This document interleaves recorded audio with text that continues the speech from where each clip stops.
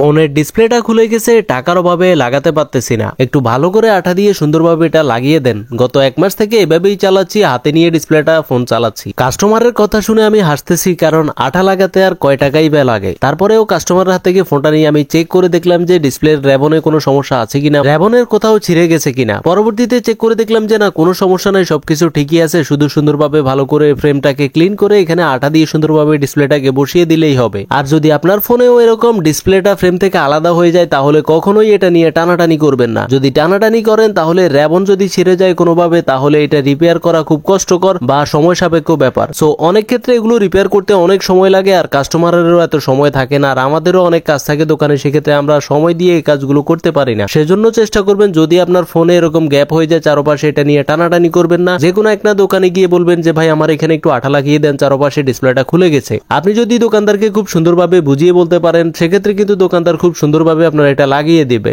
And আপনারা দেখতেই পাচ্ছেন আমি মোবাইলে যে পুরোনো ফ্রেমটা রয়েছে, ফ্রেমের চারপাশে কিন্তু পুরোনো যে আঠাগুলো রয়েছে এগুলো রিমুভ করে দিচ্ছি। এগুলো যদি রিমুভ করে না দেই, পরবর্তীতে যখন আমরা ডিসপ্লেটা বসাবো সুন্দরভাবে ডিসপ্লেটা বসবে না, মানে চারপাশে গ্যাপ হয়ে থাকবে। সেজন্যই আমরা মূলত এই ফ্রেমের চারপাশের আঠাগুলোকে রিমুভ করে দিয়েছি এবং ব্রাশ দিয়ে ফ্রেমটাকে ভালোভাবে ক্লিন করে নিয়েছি। এখন আমরা নতুন করে আঠা দিয়ে এই ডিসপ্লেটাকে সুন্দরভাবে বসিয়ে দিব এবং বসিয়ে সুন্দরভাবে চারপাশে ক্লিন করে দিব এবং ক্লিন করে দেখবো যে আমাদের ডিসপ্লেটা অ্যাকুরেটলি কাজ করতেছে কিনা। এন্ড আপনারা দেখতেই পাচ্ছেন আমাদের ডিসপ্লেটা কিন্তু অ্যাকুরেটলি কাজ করতেছে এবং চারপাশে আঠাগুলো সুন্দরভাবে ক্লিন করে দিয়েছি।